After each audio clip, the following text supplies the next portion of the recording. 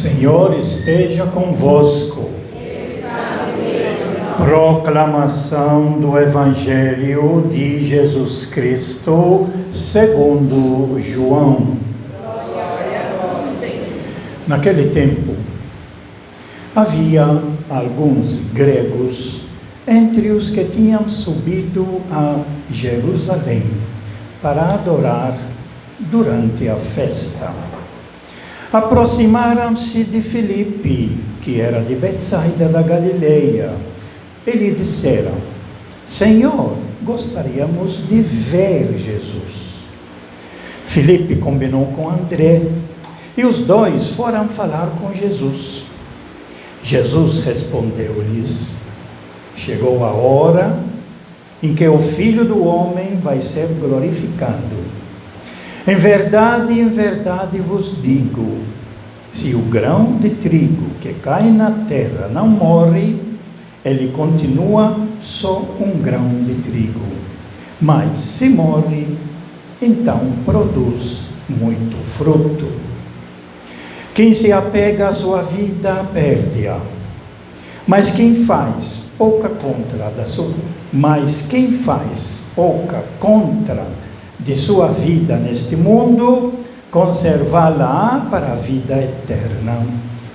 Se alguém me quer seguir, se alguém me quer servir, siga-me. E onde eu estou, estará também o meu servo. Se alguém me serve, meu Pai o honrará. Agora sinto-me angustiado. E o que direi? Pai, livra-me desta hora. Mas foi precisamente para esta hora que eu vim. Pai, glorifica o teu nome. Então veio uma voz do céu: Eu o glorifiquei e o glorificarei de novo. A multidão que aí estava e o viu, dizia que tinha sido um trovão. Outros afirmavam: foi um anjo que falou com ele. Jesus respondeu e disse: Essa voz que ouvistes não foi por causa de mim, mas por causa de vós. É agora o julgamento deste mundo. Agora o chefe deste mundo vai ser expulso. E eu, quando for elevado da terra, atrairei todos a mim. Jesus falava assim, para indicar de que morte iria morrer. Palavra da salvação. Glória a vós, Senhor.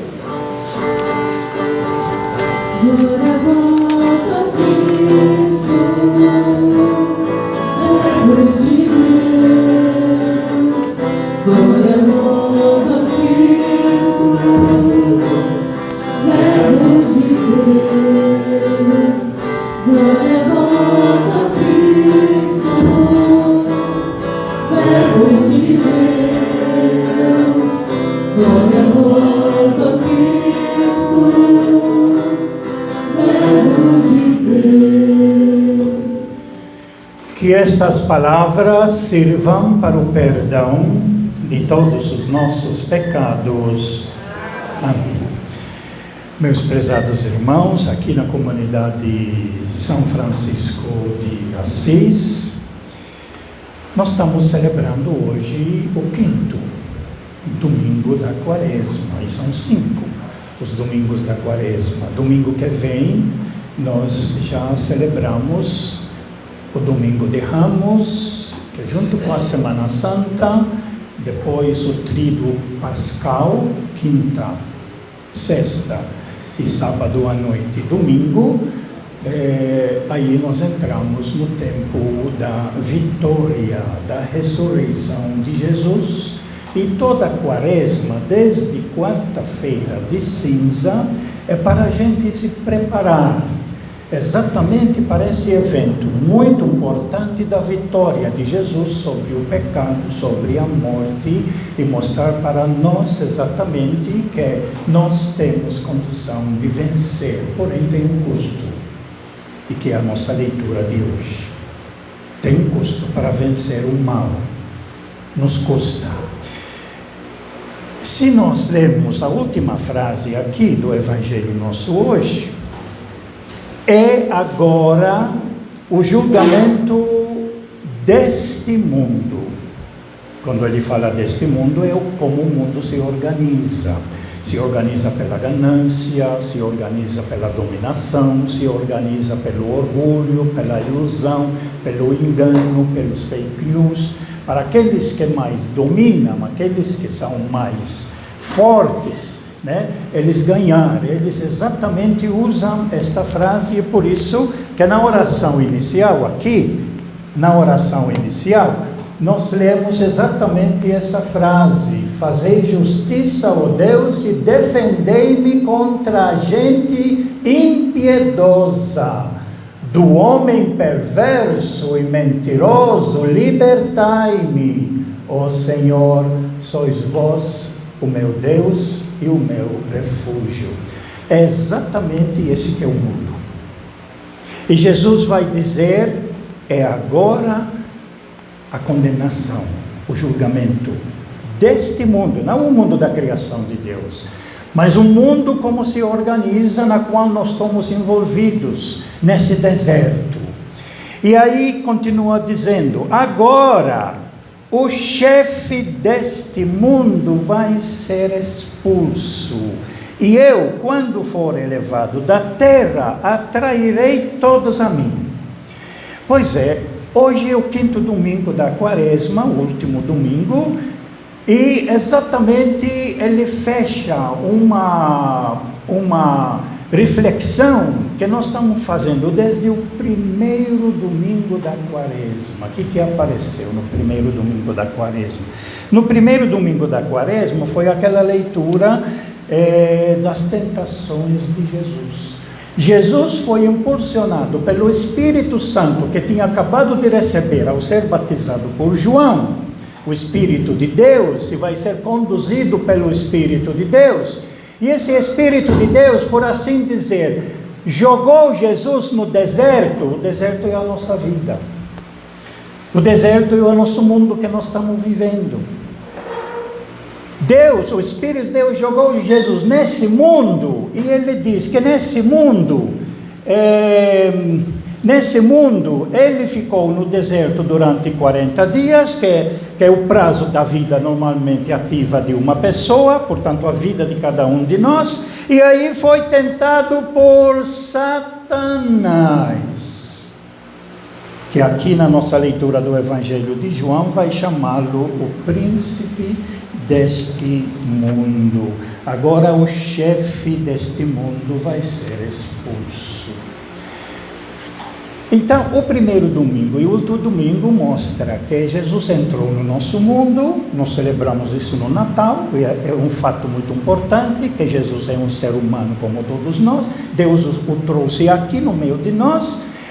Ele está no deserto conosco, ele está presente com o Satanás, e aqui ainda ele diz outras coisas: vivia entre os animais selvagens, seria melhor traduzir, Jesus vivia entre as bestas, porque no Apocalipse chama eles de bestas, primeira besta e segunda besta, e que são os três: Satanás, primeira besta e a segunda besta.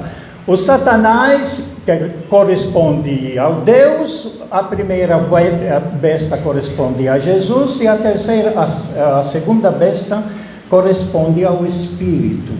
Exatamente como você tem o Pai, o Filho e o Espírito Santo, você tem contrário da parte do mundo que se organiza contra o projeto de Deus. Você tem o Satanás, a primeira besta e a segunda besta. Agora Jesus está dizendo esse, que é chamado o mundo, a ganância, as três tentações: a ganância, a dominação e o orgulho, o engano. esse foi vencido.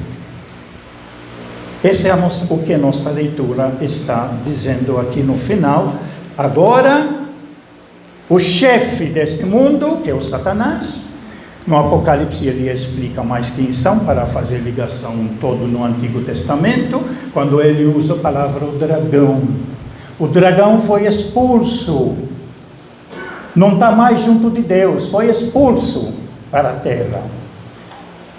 E os que seguem ele também foram expulsos, quer dizer, ele já foi derrotado. E foi derrotado exatamente por esse projeto desse Jesus Cristo que o Pai enviou para viver no meio de nós, para podermos aprender dele qual é a vontade do Pai.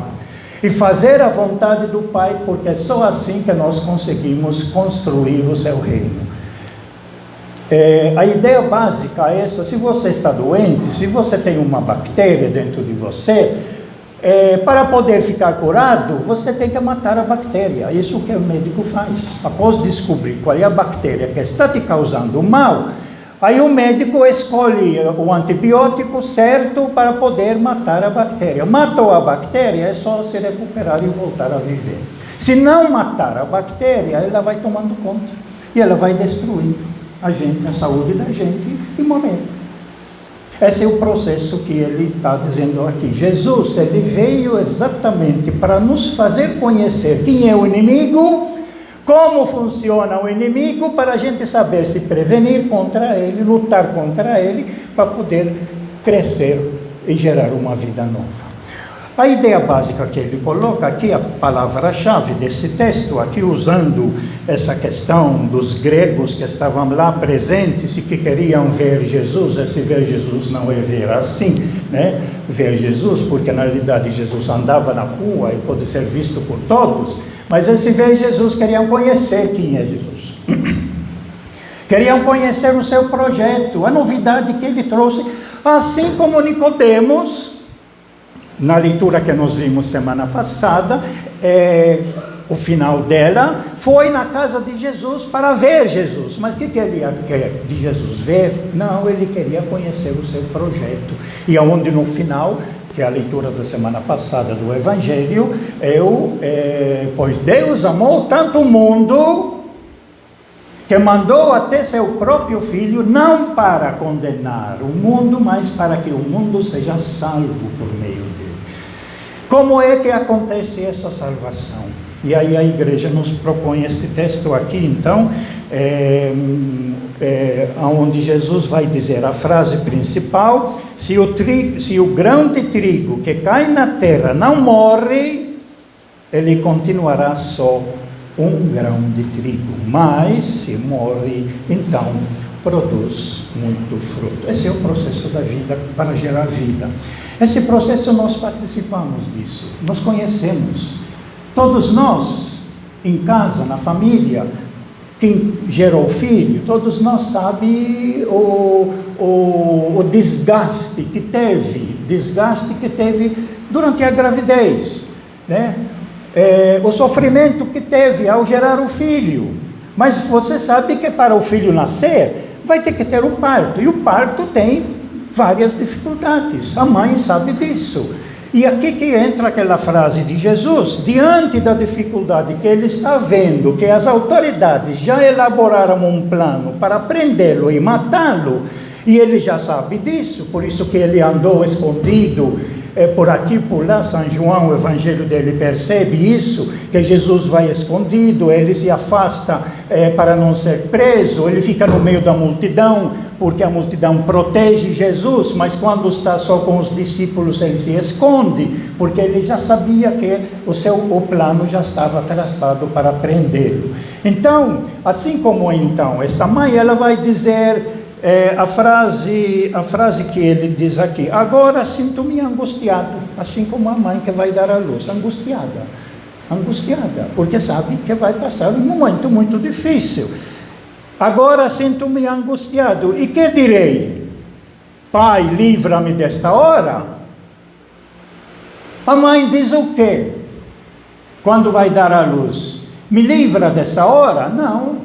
Me dá força para enfrentar essa hora e a criança nascer. Isso vai me custar dores, mas Com a graça de Deus eu vou aguentar, porque esse é o processo da natureza. Não conhece e não organiza nada que gera vida se não passar pelo sacrifício. Tem um custo. Todos vocês sabem quanto custou uma criança que nasceu até criá-la, até crescer, né? Quanta dor de cabeça, quanta paciência, você teve que mudar toda a sua vida. Se antes andava para cá, para lá, apressada, agora com a criança pequena, segurando a mão, você tem que ir mais lento, devagar, esperar o tempo da criança, se torna como criança, brincar como a criança, exatamente para poder fazer essa criança crescer. Esse é o sacrifício que Jesus faz referência. Se o grão de trigo não morrer, não produz. E esse é o processo da natureza. Vocês percebem que o grão, quando é semeado, ele apodrece, dele nasce, então, um galho que vai produzir a espiga e que vai dar muitos grãos. Mas precisa morrer. Se ele não morrer, se não apodrecer, ele não produz nada. E Jesus usa exatamente esse exemplo da própria natureza para nos ensinar que a vida, para ser construída, e a finalidade de construir a vida é o reino de Deus, que ele nos ensinou, que é a fraternidade. O projeto de Deus é que nós, seus filhos, todos seus filhos, por isso que aqui entra a questão dos gregos, porque os judeus tinham muita dificuldade de aceitar os estrangeiros, e mesmo que estrangeiros, como gregos, eles queriam seguir a religião judaica, eles aceitavam, faziam a circuncisão deles, se tornavam, eram chamados judaizantes, eles seguiam a lei judaica, mas sempre com aquela sensação assim: você é de segunda categoria porque você não é judeu. Então, esses gregos queriam ver Jesus, e esse texto foi colocado, que agora Jesus, quando for elevado ao céu, na cruz, aqui, elevado, ele vai atrair a todos, porque o projeto dele, de amor e de fraternidade, é um projeto que está instalado no coração de cada um de nós. Quem é que de nós não quer viver na fraternidade em família? Quem é que de nós não quer viver em fraternidade com os vizinhos? Quem é de nós não quer ver a criançada nossa brincar com outras crianças num passeio e ver, sentar lá, vendo, apreciando, e assim, sentindo grande alegria da criança brincar com outras crianças? Quem é que não quer isso? Está instalado no nosso coração. Esse é o desejo grande nosso. Porém, as tentações muitas vezes nos levam a pegar um outro caminho, a tentação da ganância, da dominação, e a tentação do engano, da ilusão das fake news, nos iludem, pensando que a felicidade se encontra em outra coisa, em bens, em ter material, enquanto a felicidade que Jesus vai nos mostrar, já está embutida dentro da própria natureza, e precisamos descobri-la porque já está no nosso coração.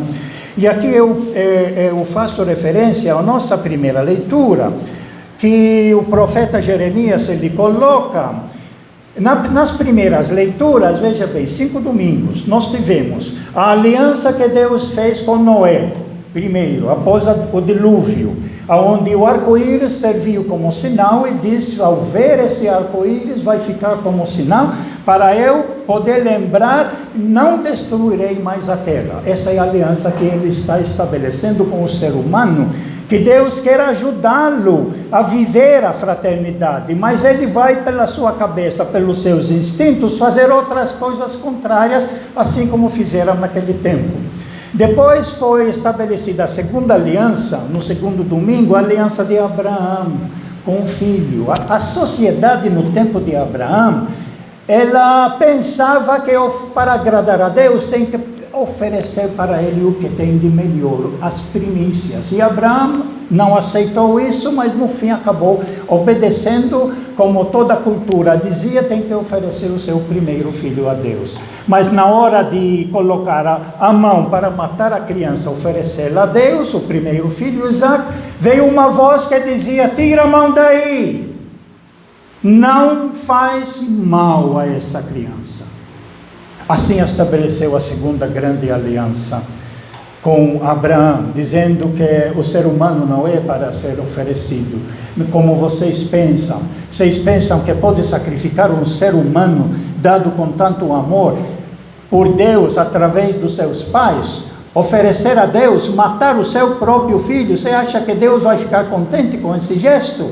E é por isso o símbolo de Abraão, ao não matar o filho, se torna mais tarde na aliança que ele vai estabelecer, o terceiro domingo, na aliança que vai estabelecer com Moisés no Sinai, no Monte Sinai, onde Moisés sobe a montanha. E Deus escreve com seu próprio punho os 10 mandamentos. O 5º mandamento, que é o centro, é o quê? Não matar. Nós vamos perceber que todo o Antigo Testamento é um ensinamento de Deus a esse povo que quer tentar viver a vida, a fraternidade e a paz, mas não consegue, porque as suas ações sempre vão ser dominadas por essas 3 tentações: a ganância, a dominação e o orgulho, o engano, a ilusão. E Deus vem sempre ensinando a seu povo. Agora colocou os 10 mandamentos. Se vocês seguirem esses mandamentos, essas leis que eu dei para vocês, ao entrar na terra que eu vou te dar, vocês vão poder viver na fraternidade, vocês vão poder ser solidários, vocês vão poder ajudar uns aos outros. Mas o que aconteceu? Nada disso fizeram. Grupos assumiram o poder e começaram a dominar. A pobreza começou a crescer. A maldade voltou a crescer muito. Cadê a obediência aos mandamentos? Quem me interessa? O importante sou eu, o importante é minha família, o resto que se dane. O que aconteceu? 4º domingo da Quaresma. Foram todos para o exílio, na Babilônia. Ficaram lá 50 anos. Aí entra o profeta Jeremias aqui, que ficou na terra, não foi como o Ezequiel foi levado na Babilônia, escravo. Jeremias ficou na terra, e aí Jeremias vai dizer essa frase que aparece também na nossa Eucaristia, no 5º domingo do 5º domingo da Quaresma, aonde vai dizer: esta será, uma vez que quebraram todas as outras alianças feitas antes, agora esta será a aliança que concluirei com a casa de Israel depois desses dias, diz o Senhor. Imprimirei minha lei em suas entranhas e hei de escrevê-la em seu coração. Serei o seu Deus e eles serão o meu povo. Não será mais necessário ensinar seu próximo, seu irmão, dizendo: conhece o Senhor. Todos me reconhecerão, do menor ao maior deles, diz o Senhor, pois perdoarei sua maldade, e não mais lembrarei do seu pecado.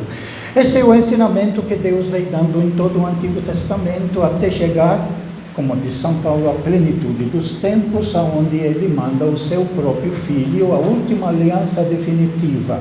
Se nós queremos viver na fraternidade e viver em paz, se nós queremos construir um mundo novo, os novos céus e novas terras, onde reine a justiça, como diz São Pedro na sua carta, se nós queremos viver com amor, que é o desejo que todos nós temos no nosso coração, nós precisamos olhar e ver aquele que os gregos queriam ver. Queremos ver Jesus.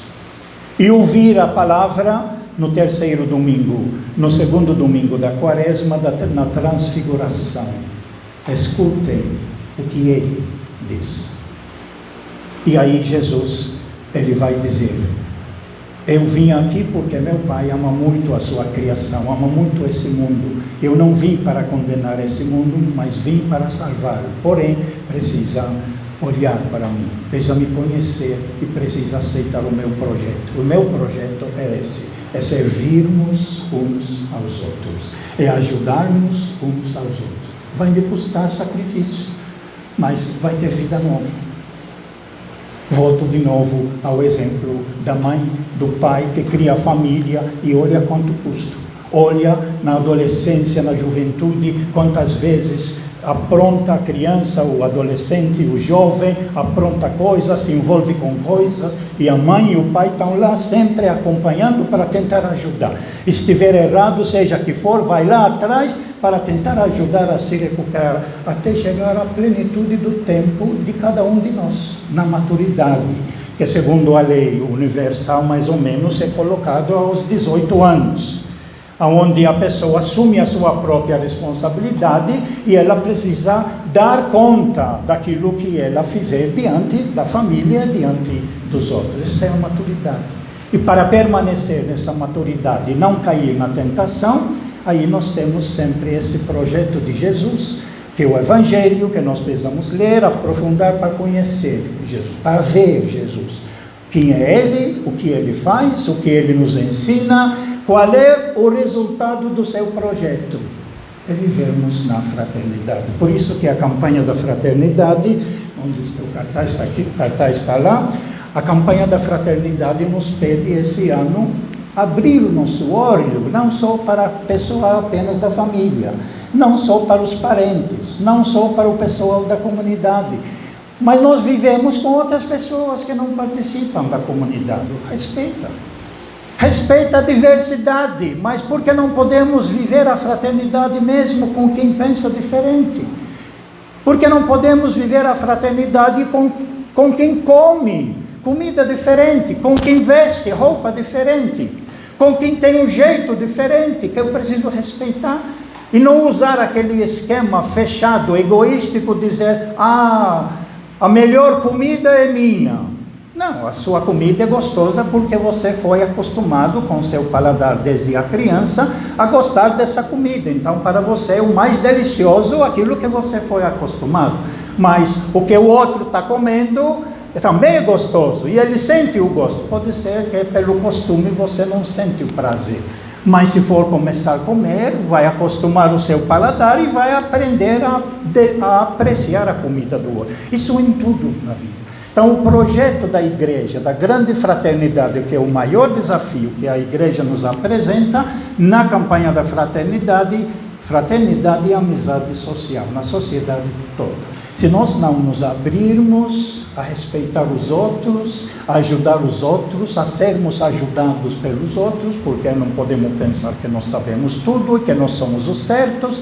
Na vida a gente vai descobrir cada vez mais a experiência de outras pessoas e a gente admira, nossa, não sabia disso. Olha, foi bom você ter me falado. Olha, hoje eu conheci isso, não conhecia. Graças a Deus é mais conhecimento que eu tenho para viver melhor. Essa é a amizade social. O Papa escreveu uma encíclica, exatamente uma carta sobre esse assunto, para nos ajudar a olhar no mundo todo que todos somos irmãos, que todos somos filhos de Deus, algo que Jesus nos ensinou. E a partir desse princípio, se nós acreditamos no único verdadeiro Deus, todos somos seus filhos. Se somos todos seus filhos, todos somos irmãos, mas isso precisa ser construído.